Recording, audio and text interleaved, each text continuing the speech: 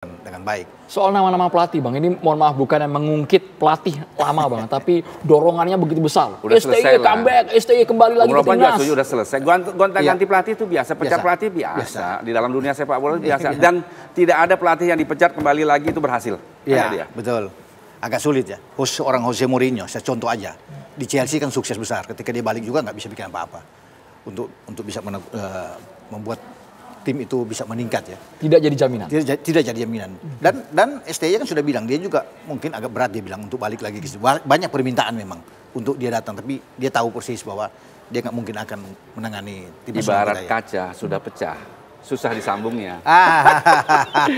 Ini kayak cuma Bang Mara yang pakai analogi itu berarti bilang kaca udah pecah ya Bang. Susah disambungnya. Iya.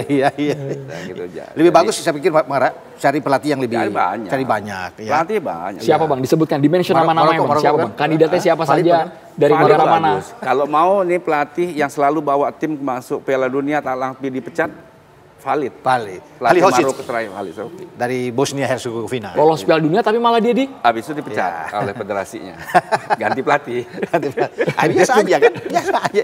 Dia bawa lolos tapi ganti. Halihocic bagus. Pelatih Irak juga saya pikir oke. Yang sebelumnya kan. Sekarang sudah ada Graham Arnold. Sebelum Graham Arnold masuk dia menangani Jesus Casas. Kalau cara main pelatih yang sebelumnya lebih bagus. Pelatih sebelumnya bagus. Kan kita kalah 3 kali lawan dia. Dan dia bagus, cuma gara-gara lawan Jordania di putaran ketiga dia nggak bisa masuk, cuma selisih 1 poin itu dia digeser oleh Graham Arnold. Graham Arnold juga dipecat ketika bermain 0-0 dengan kita di Senayan kan, kita menahan Australia kemudian dipecat. Roberto Mancini juga kan keluar, dipecat gara-gara bermain 1-1 dengan kita saat di Arab. Jadi saya pikir suatu hal yang biasa. Cuma seorang Kluivert datang ini yang agak mengejutkan. Sebagai seorang pemain oke, tapi dari track record pelatih memang jauh di bawah, tidak mengesankan. Jadi kalaupun seperti ini yang terjadi juga kita nggak usah heran karena memang track record dia bersama dengan Curaçao juga dia nggak bisa bikin apa-apa. Ketika dia keluar dari Curaçao, sekarang Curaçao menuju OTW menuju Piala Dunia. Dan dia ranking 1. Iya. Ketika dia out ya. Jadi, tapi kan federasi harus mempertimbangkan riwayat dan histori pertandingan setiap pelatih ketika mereka memegang klub ya Bang ya. Iya mestinya. Baik itu negara. Mestinya itu harus lihat ya statistik rekor pelatih harus memang patut benar itu. Harus dilihat betul-betul. Berarti dengan kata lain semenjak Kluivert memegang timnas, prestasinya Bang Mara. Saya kalau mengatakan buruk nanti takut netizen ngamuk. Memang. Faktanya gitu ya. Memang ada satu ritme pertandingan ball position harus diakui lebih dibanding pelatih sebelumnya. Cara menyerangnya juga oke, tapi memang formasi beda. Formasi beda. Kan Kluivert pegang 4 di belakang, sementara yang sebelumnya bukan 3 center back tapi sebetulnya 5 di belakang gitu. Jadi sebelumnya lebih bertahan, cari draw. Nah, ini lebih agresif dalam menyerang, tapi memang ya kita belum sampai level itu gitu, fondasi. Memang ada pola berbeda ya kalau dengan SC 3-4-3 yang ketika ditekan jadi 5, tetapi justru itu menjadi pola yang bagus yang sempat ditiru oleh pelatih Kluivert yang saya bilang tadi kan. Setelah Sydney kita kalah, dia balik dengan pola demikian. Kita menang 2 kali di Senayan. 2-2 dengan clean sheet Bahrain 1-0 dan Cina 1-0. Itu yang membuat kita ada di ronde keempat. Nah sebenarnya dia sudah bisa melihat bahwa pola ini yang bagus. Dan Alex Pastur sebagai asisten pelatih sudah mengatakan bahwa Indonesia pas bermain dengan pola demikian. Arab ketika kalah di GBK dengan 2-0, kita pakai dengan pola demikian. 3 ini itu sudah menjadi pakem yang luar biasa. Soal nanti dia mau berkreasi bagaimanapun itu urusan pelatih, tapi pola ini bagus. Yassin Hapner, Rido bersama dengan Isyes. Dia tidak lakukan saat lawan Arab. Padahal dia tahu. Dia rombak yang bonding. Betul. Jadi seperti Bang Mara bilang kan, memang dia lebih attack menyerang. Tetapi harus diingat, dalam formasi dia lebih attack menyerang, dia kebobolan 15 gol. Ya kan? Jadi lawan di Sydney, Australia kena 5 gol. Lawan Jepang kena 6 gol kita. Sudah 11. Formulasi udah dapat tapi dirombak sendiri. Iya, gitu. Ini soal visi, soal keyakinan, soal formasi. Kedua, ya kan saya harus beda dengan pelatih sebelumnya gitu kali. Ya, mungkin itu Bang Mara ya. Oh, ada gengsi itu dia pingin beda ya. Dia nggak mau ikutin padahal ketika dia balik ke pola yang itu dia berhasil sebenarnya. Cuma karena mungkin dia rasa dia lebih enak ketika lawan Lebanon di FIFA Matchday Bang. Bagus dengan 4 back ini. Harus diingat lawan Lebanon itu karena Lebanon parkir bus lebih banyak turun bertahan. Jadi pemain kita lebih longgar, bermain lebih kelihatan bagus. Tapi kan tidak ada gol di situ. On target pun kita tidak dapatkan. Jadi ada sesuatu yang nggak beres juga dengan cara dia ball position oke. Tapi yang dibutuhkan adalah gol. Di zaman pelatih sebelumnya kan kita banyak ditekan, kita lebih banyak bertahan, menunggu. Finishingnya ya? Finishing kita bisa menang melawan Arab 2-0, ya kan di sana kita bisa draw sama mereka, Bahrain juga kita bisa hampir menang. Jadi gitu, dua pola yang berbeda memang. Ya Gitu. tidak selamanya menguasai pertandingan, ball position itu Harus memenangkan menang. pertandingan. Iya. Bahwa peluang menang iya, peluang lebih menang iya, tapi tidak selamanya itu. Jadi sekarang wahai para netizen gitu, realistislah gitu. Iya. Dan kepada PSSI ya yakin aja sama apa yang ingin dicapai gitu. Tidak usah tidak usah memikirkan soal power, soal netizen. Yakin tinggal tunjukkan saja bukti kerjanya gitu. Toh nanti akan ikut sendiri. Kalau sekarang dikontrol oleh suara publik ya Jangan terpengaruh lah Bang ya. terpengaruh. Keep profesional ya Bang. Iya, Tapi melihat profesional. materi pemain yang sudah dimiliki oleh Indonesia, kita ini lebih cocok dengan pelatih asal Eropa, Asia, atau apa Bang?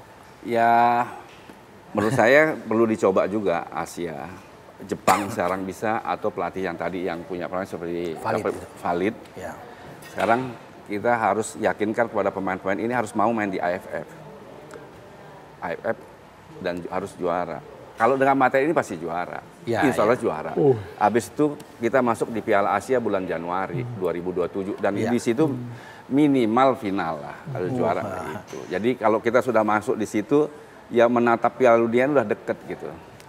Walaupun itu semacam piala ciki orang bisa katakan Bang ya, Iya. itu piala AFF. Tapi memang kita dengan 6 kali kita runner up, waktunya kita untuk bisa menjadi juara. Misalnya pada tahun depan itu kan di bulan Juli, itu masih kosong. Jadi pemain-pemain yang lain masih bisa datang. Yang dari Eropa, biasanya kan ini bukan agenda FIFA. Ya, tapi kata bermain di bulan Juli itu yang abroad oleh Romani Ises itu bisa datang. Dan kalau mereka datang, ada beberapa aja datang, saya yakin kita bisa juara karena level kita tuh kuat kalau bicara Udah di Asia Tenggara. Udah di atas. Iya, karena kita sambil menunggu di Piala Asia 1,5 tahun lagi, ya di Arab Saudi itu di antara bulan Januari ke Februari. Jadi di sana kesempatan buat kita. Kemarin kita 16 besar. Sekarang tentunya paling tidak 8 besar atau semifinal kita bisa dapat itu. Karena kan persaingan di Asia juga ketat, ada Korea Selatan, Utara, Jepang, ya ada Uzbek. Jadi bagus-bagus. Tapi Peluangnya sangat besar dengan kalkulasi nama yang sekarang Bang ya. Iya, Komedi iya. dan teman-teman. Betul. Jadi memang kesempatan buat kita dengan materi yang ada yang sudah, saya pikir mewah hampir semua di semua lini, kita bisa bersaing di Asia. Oke. Bung Ropan, Bung Mara, ini untuk federasi kira-kira pembenahan agar paling tidak 2030 Bang. Kita masih punya harapan Bang ya. Saya ada harapan asal 2030 sabar pertama, Piala asal Dunia. PSSI semua pembina itu harus sabar. Bahwa pembinaan itu butuh waktu. Pembinaan usia dini sampai itu harus sabar. Bahwa kemenangan itu memang tujuan tapi tidak harus dari awal pada saat awal. Jadi memang harus sabar. Pertanyaannya apakah kita bisa sabar? Sabar tuh mudah diucapin memang. Gitu. Tapi melaksanakan. Tapi kedepannya susah, ya. Itu Bang. Tapi memang berproses ini berproses ke depan. Masih ada waktu kan Bang ya? 5 Waktunya tahun. masih banyak. Cukup Mungkin itu ya? ya cukup saya pikir buat kita. Apalagi dengan pemain masih ada banyak masih muda kan. Jay Ises masih boleh main. Ya apalagi oleh Romani. Kita masih punya Yasin Hapner, Rido, Ivar Jenner, Miliano Jonathans, Mauro Silstra. Ini kan pemain-pemain yang masih bisa untuk bermain sampai ke 2030. Mungkin Mark Locke yang tidak bisa. Tom Haye yang sudah umur, Joe Pelupesi, Jordi Amat mungkin ini yang belum tidak akan bermain sampai di tahun 30. Tapi kalau Emil Audero penjaga gawang misalnya, Martin Paes masih bisa. Apalagi penjaga gawang kan bisa bermain di atas 35 tahun. Penjaga gawangnya mewah. Ya, bagus kita. Jadi untuk ke depan 2030 saya yakin kita masih kuat. Apalagi kalau ada penambahan 1-2 pemain lagi yang bagus-bagus. Oke, sambil memendahi kompetisi itu. Ini penambahan pemain dari naturalisasi atau kita ambil dari lokal Bang? Dari lokal juga Dari kalau lokal memang ada yang bagus. Ada yang bagus ya. Makanya kompetisi itu yang harus dibenahi. bergulir dengan baik. Ya, Gitu. pembinaan usia muda. Nah itu kita perlu pertanyakan juga kebijakan 11 pemain asing. Nah, itu dia kan. 11 pemain asing itu meminimalkan pemain-pemain lokal. Jadi kesempatan Jadi, untuk iya. apa yang mau dicari gitu. Jadi kesempatan untuk mereka itu juga agak sempit juga Bang, 11 pemain. Jadi untuk Harusnya pintu itu tetap dibuka ya Bang? iya. Harusnya maksimal 3. Oke. 3 Bang ya. 3 kayak ingat saya omongan almarhum Roni Pati bilang pemain asing itu kalau ikan ibarat tulangnya. Tulang di ikan tuh ya dia garis lurus gitu. Jadi sekarang kebanyakan Bang ya. 11 berarti semua posisi udah Iya, nggak ada lokal 11, 9, 7 main. Nah, itu memang Nah, Dio Hernando ya selama putaran keempat tidak pernah main sama sekali kan? Putaran 3, putaran 4 kan? oh iya karena kipernya kan Wah, Emil kalau Audero dan susah Martin lawannya. Pas. Susah Gitu. kalau lawan Emil sama Martin Pas susah. Tapi Iya. saya tadi cukup kaget ketika Bang Mara mengatakan Patrick Kluivert, Danny Lanzat, Alex Pastor, mereka secara adab ya Bang ya, harusnya mereka memberikan klarifikasi ke Indonesia dulu bertemu Pulang dengan bareng-bareng menunjukkan pertanggungjawaban tegap gitu. Kalah kita boleh kalah, tapi datang ke Jakarta, jelaskan. Pertama minta maaf, jelaskan yang lain itu penting. Gitu. Itu penting. Tunjukin badannya, jangan selesai balik. Gitu. Kan adab kita kan tidak begitu. Mungkin banyak yang menerima juga kan kalau mereka melakukan itu, para netizen yang tadinya begitu gusar dengan kekalahan ini, kalau mereka berminta maaf secara terbuka, kami salah begini dan siap untuk bertanggung jawab sebagai pelatih apapun yang kami akan terima, nah, kan lebih bagus.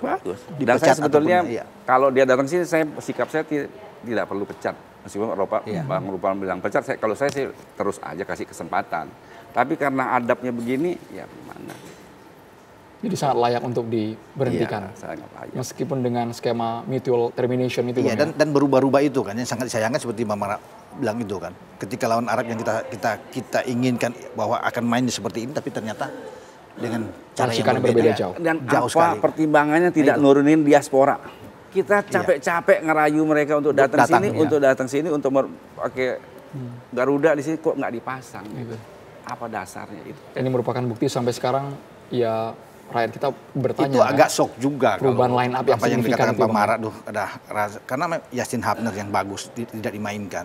Ya Nathan Joe bahkan dicoret, bahkan ada dia Rizky Ridho nggak main, Tom Haye waktu itu nggak ada, Ole Romani juga waktu itu nggak main, walaupun di babak kedua main Tom Haye. Tapi kan dari awal ya kan dari awal itu kan bisa langsung mereka main sebenarnya. Makanya kalau dia ikut yang dia tampilkan Clifford ini ya lawan Bahrain itu lawan Cina, saya rasa kita akan itu yang menang tuh bisa itu. Jangan sampai nunggu tekanan yang terlalu besar baru diturunkan ya Bang ya. Itu dia.